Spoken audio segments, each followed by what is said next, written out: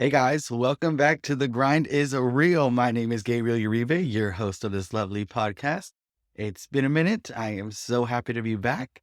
I'm doing better than ever. And today we are going to be talking about being put in a box and breaking out of it. So let's get right into it. Just a little bit about that. First, I just kind of want to talk about a couple of housekeeping things that have been going on for me. Just a few little highlights of why I haven't been here in the past couple of weeks. All good things, everything okay. The biggest reason is because I recently just finished a run of a play that I was in, and it was called A Hardy Poway Legend. It was a historical play, so I got to live in the 1890s for about a month. And it was such an amazing experience. It was so much fun. I was terrified at first, to be completely honest, because I haven't done any stage work in a really long time. But oh my goodness, on the other side of it, I was just hooked. I just wanted to go back and do it again because it's one thing to do takes and have it be spread out over a period of time, but it's also another thing to just act in literally one take. No resets, no what's my line. The pressure is on, but the pressure isn't on because once you've been rehearsing something for weeks at a time, then, by the time that you actually do it, you should be well versed in what you're doing and know exactly what you're doing and your lines. And then you get to just play and have fun and live a character, be somebody else, and just, oh my God, it was quite the experience. But for the first time in a really long time, I was a paid working actor. Not that I ever do it for the money, but to be able to say that was just it was such a full circle moment for me to experience that and have that little nugget of information. I mean, I would have done it for free, let's be real, but it's always a nice bonus. And it's always just a great time to be able to do what you love. So, good reasons why I haven't been here and why I haven't, been around to make an episode. But I'm back. I have a couple of projects and a couple of things up on the horizon coming out shortly, soon ish. Is I recently was on my amazing friend Dianna King's podcast, The Blonde Ambition. And I'm so grateful that she had me on. She's an amazing, amazing, talented actress, mother. She teaches spin classes. She is a badass. And to be able to spend an hour with her and just talk and share my story and also get to know her more as well was so much fun and so exciting. Keep your eyes out for that. Go and listen to her podcast, The Blonde Ambition. She is awesome and amazing. And she has wonderful, wonderful information on there all the time. And she's just a lovely person.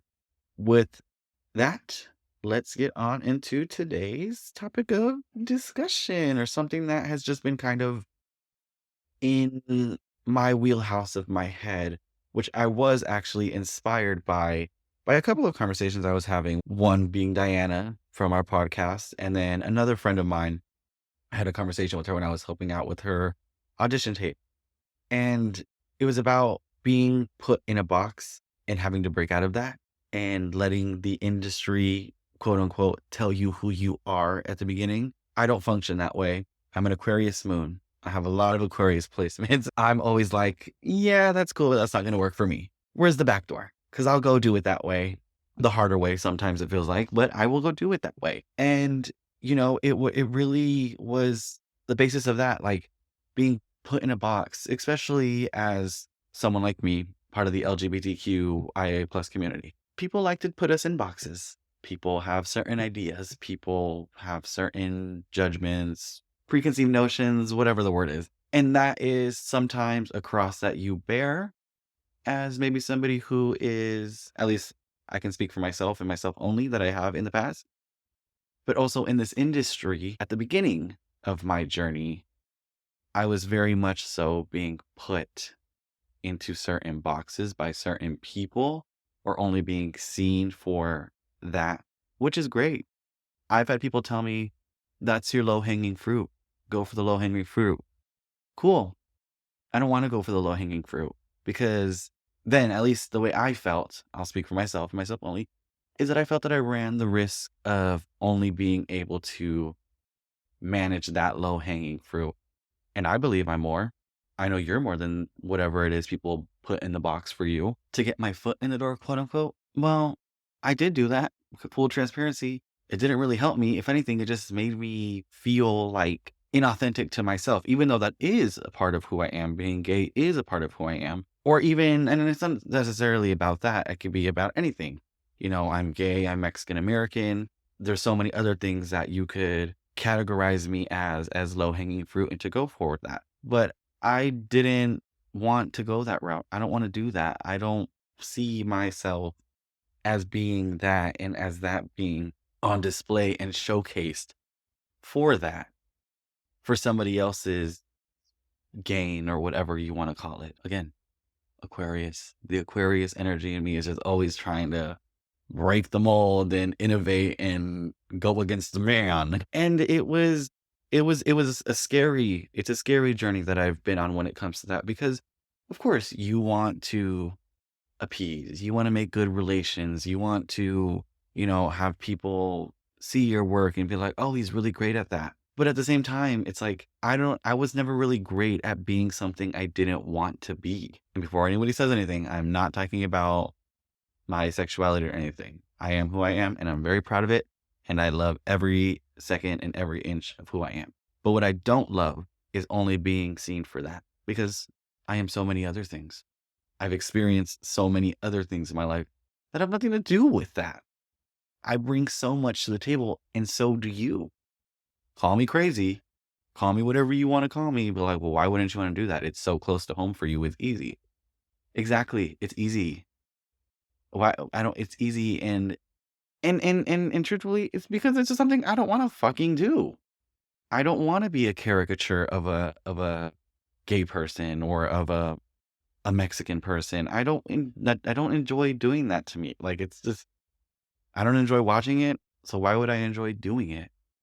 And I know my strengths, and I know my weaknesses, and I know my power, and I know the things that I can do and have worked up to being able to do, whether that's through training or just confidence or all of the above. So break that mold. Yeah, if that is the path for you, go down it. I hope you do it well and I hope you do it authentically and I hope it is fulfilling and the most genuine, amazing, loving thing that you've ever done in your life. I genuinely hope that for you. But if you're someone like me, that's just not enough. It's not going to be enough. And it's just, I feel like it's a little bit of I'm not honoring myself if I were to have taken that path and done what everybody else wants me to do programs the way everybody else wants me to do them. Because the fact of the matter is, I don't want to be like everybody else. Do you? I know I don't. Being like everybody else is boring. I want to be me. And I want to forge a path that I forged for myself, not for everybody else. Sure, if people can follow some things that I've done and I've made it easier for the next person, amazing. Love that. Icon. She is the moment. My path is unique to the life that and the deck of cards that I was dealt with at the second of my birth, at the second of my conception. And, I have these conversations with people like Dianna, my friend Dianna King, and my other friend. And because I feel like, and myself included, I've been at fault of letting this industry tell me who I am rather than telling the industry who I am. I guess, yes, if you want to quote unquote get your foot in the door and fast track it, expedite it of, being this, and that. Look, I'm not looking for a quick stop shop. I'm not looking for to get in here fast and have a little blips here and there. I guess I done it. No, I'm looking for longevity. I'm looking for fulfillment and I'm looking for authenticity to myself and to what I bring to the table. That's all I'm looking for. The rest of it, byproducts, cherries on top. Amazing. But until that happens, I'm going to keep doing me and I'm not going to put myself in a box and neither should you because then what? What do you have? Everybody else's opinions rather than telling people, well, no, this is who I am. Either you're going to like it or you don't. And if they don't like it, well, good riddance, bye. I think that's a really, really big part of it is not letting this industry tell you who you are, but you tell them who you are because no one can ever take that away from you. Never, ever, ever, ever is anyone going to ever be like, no, that's not you. Well, that's your opinion. You don't know me and I don't know you. And that's power. That's amazing. It's scary to have to build that outer shell because look, there was times where I felt not worthy of even entertaining the idea that I don't have to do what everybody else is doing, that I can do it a different way and that it's okay. I mean, like, it's kind of been like I feel like it's been my whole fucking story all my goddamn life is just like, I always, it's because I'm a Virgo rising, the perfectionism in me. I've always had a feeling in me sometimes where it's like, why can't I just do it like everybody else? Because in my mind, the way I do it sometimes seems a little bit harder. But it's not that it's harder necessarily. It's just because I haven't seen anybody else do it that way. And I'm not saying like my methods are foolproof because sometimes I fail just like everybody else. I try something one way and I'm like, ooh, let's not do that again because that didn't really work out very well. Now did it? A really nice feeling to have when you're like, huh, yeah, maybe I don't self-submit crazy like everybody else does. But somehow I still book jobs.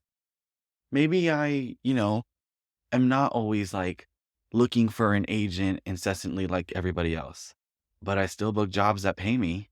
So who is anyone to say that your way is wrong or right? And to get back from my very long tangent that I just went on, it's simply that I've always, and not always, at times, I've felt like the way I was going about things and me not putting myself in boxes or playing, you know, certain caricatures because in my mind, my dreams are up here. My goals are up here. Yes, I know that there's small steps in between here and there. I know that. But that does not necessarily mean that I have to follow step 1, 2, 3, 4, 5, 6, 7, 8, 9, 10. Because there is no step 1, 2, 3, 4, 5, 6, 7, 8, 9, 10. The only steps that are taken are the steps that I take towards those dreams and towards those aspirations. And those steps, whether they push me forward or hinder me, are steps that I have to take regardless. So why, rather than trying to figure out and not reinvent the wheel, so to speak, why not reinvent the fucking wheel? I could do whatever I want. I was watching an interview from Anna Faris. If you know Anna Faris, she's from the scary movies. Homegirl wasn't even living in Los Angeles. Had to fly herself down to Los Angeles when she booked the first scary movie. She wasn't even there. I don't remember the details of how she got the job. But it's just like case in point. There's no rhyme or reason. She wasn't even living down the street from the studio or whatever. Like, she was in Washington, I think in college at the time.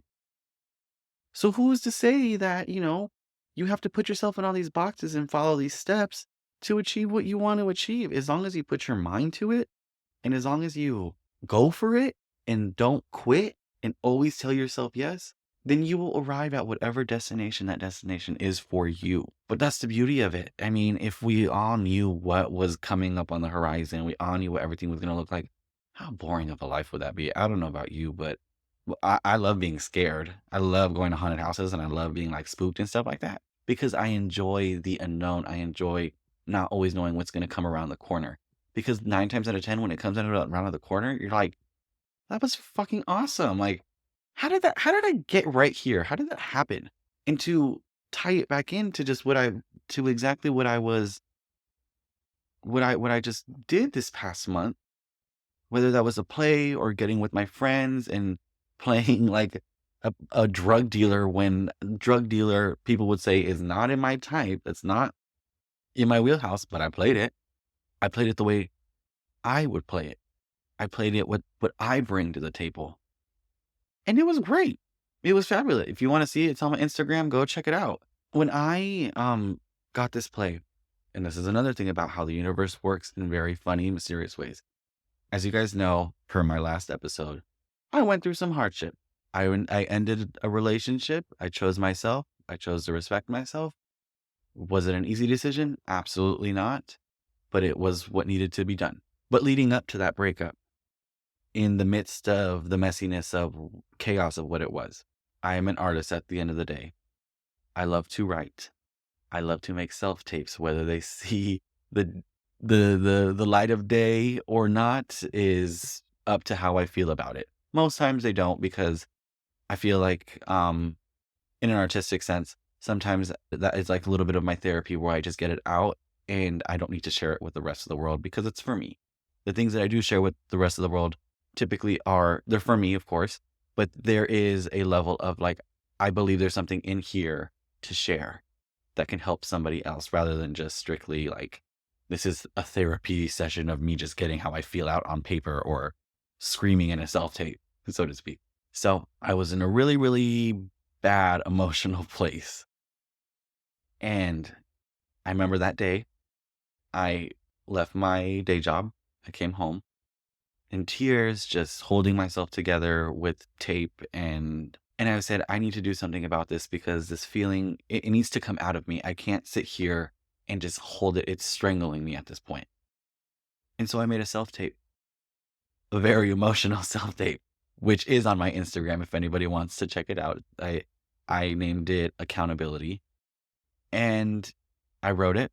A little bit was improv because it's my self tape that was not for any other purpose. So I gave myself the liberty to, if something wanted to come out, it came out because it was honest and genuine to that moment that I was experiencing. Had no intention of doing anything with it, had no intention of really sharing it with anyone until I went back and I watched it. And not only did I feel so relieved after I had done it and just felt like a sense of relief that I needed in that moment, there was something in it that inspired me to share it with other people because as an actor, as a human being, one thing I do pride myself on is being able to show up emotionally in the way I did in that video. Because I'm not the only person that has experienced that, and I'm not the first, and I'm not going to be the last, unfortunately. And I wanted to share that with the world to know, once again, you're not alone. To make a long story short, I had no intention of doing anything with that. And then I was on Facebook a couple of days later when things had settled for me during that time period. And I saw this Facebook post for a play. And I thought to myself, I remember earlier this year thinking about how I wanted to do a play, how I wanted to go back to the theater, because it would just, for fun, it would just be fun to do. Was I scared shitless? Absolutely, because it's been a long time. And like I said, doing theater, it's one take, it's not 20 million. I hadn't done it in a really long time. So I honestly was discounting myself, truthfully. But I said, you know what? I'm going to test what I just did to see if I know it was worth something, but to see if, let's just see. Cause they also wanted, a 1 minute monologue that I didn't have on hand off the top of my head, but I did because I just had done this 3 minute long segment, but I had cut it down to like what I thought was the best, juiciest part of it, the most dynamic, the most range, whatever you want to say, to 1.5 minutes.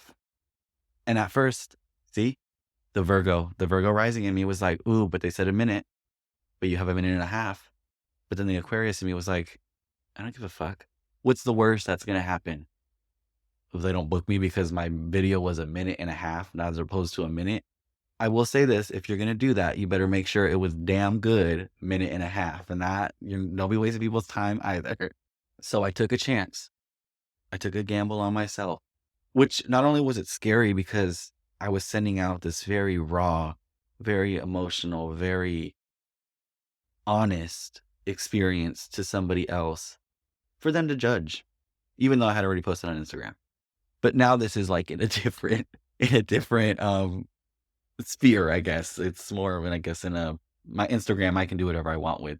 This is more of a professional aspect. Oh, and I was terrified. And then I booked the job. And I was flabbergasted. Not because obviously I didn't think that I had what it takes, but because I was surprised that I trusted myself and a blessing came out of it. Well, I'm surprised that like, I mean, So always answer the little rinky dinky Facebook post. Do you think nothing's gonna come out of? Answer it, because the first one got me on the big screen. The second one got me on the big screen again. The third one, I booked a play. Little rinky dinky Facebook post in some back room group chat, Facebook group. The whole month was tricky because not only was I dealing with the breakup, I was an emotional being. But I still had to show up for myself and for the play and, my other castmates, and do what I needed to do and be professional and be a big boy about it. And the first couple of weeks of rehearsals, every day I was crying and crying to and from rehearsals. And, when I was there, obviously I would forget about it because I'm having fun and I'm doing what I love to do, you know, and it's always in the silent moments that it's just like your heart weighs heavy. And I don't know how this has turned into, me divulging all about my relationship issues, but here we are. Not putting yourself in a box adjacent. But at the end of it, on the last day, when everything was all said and done, we had finished the play and everything. I thought to myself, because it was literally a month to the day. Again, universe, it just has a good sense of humor. It really does. But I thought to myself, where was I a month ago? In tears every day, holding myself together with cheap ass fucking tape. Where am I today? I'm happy. This has been a wonderful experience. Something beautiful came out of such pain and anguish and my world falling apart. And you don't always understand why certain things have to happen for you. Because the truth is, if I never would have been in that level of pain, I never would have made that self tape. And I never would have had that self tape to submit. And I never would have booked that job. And I never would have got to do what I love to do and gained a new level of self confidence, value that I didn't have prior to that. And it's a really, obviously, I'm not like hoping people go through the most traumatizing things of their lives to gain something out of it. That is not what I'm saying whatsoever, because what I went through, I don't wish on anybody. But something beautiful came out of it, and I have to look at it in that light. It didn't happen to me. It happened for me. But that came from trusting myself and believing that I can play an 1890s fuck boy. I could butch it up, and I sure did, and I showed up and I showed out. And it was amazing, amazing, amazing. But we're good. We're good now. So just believe in yourself and don't let anybody put you in a box. Don't let anybody ever tell you who you are or what you lack or your value or your worth. Always answer that Facebook post. Be kind. Don't discount anyone. Most of all, don't discount yourself. Because when you do, you lose yourself and you lose all the beautiful blessings that could have been yours if you would have just believed a little harder. And I know that's hard and it's easier said than done. I understand. I'm not always on my P's and Q's about it as well. But if there's anything that anyone can gain from this episode, it's just simply don't put yourself in a box. Believe in yourself. Love yourself. Value yourself. And be open to the universe's blessings. And remember that a lot of the times, things don't happen to you. They actually happen for you. People, situations leave your life so that bigger, better, fresher, more positive things can come in and fill that space. So yeah, I mean, this has been a very fun episode. I really love the tangents that I go off on. I feel like I over deliver a lot of the time because we're talking about being put in a box, and here I am ranting about my relationship problems, my the dissolution of my relationship, about God no aliens probably. I don't even remember what I talk about half of the time. But yeah, it's good to be back. It's good to have a little bit of downtime. I've missed you guys, and I forget that I am recording right here. So forgive me if I look like I'm talking to nobody, because I am. And I can't wait to see you guys in the next one. I have some really fun projects coming up. And yeah. So we will keep you posted on that. Once again, my name is Gabriel Uribe. Go check out The Blonde Ambition and check out my friend Diana Keen's podcast. She is amazing. I can't wait for that episode to come out, and she's just awesome. And please go and support her and love up on her and just give her all good positive energies. And I will see you guys in the next one. Bye bye.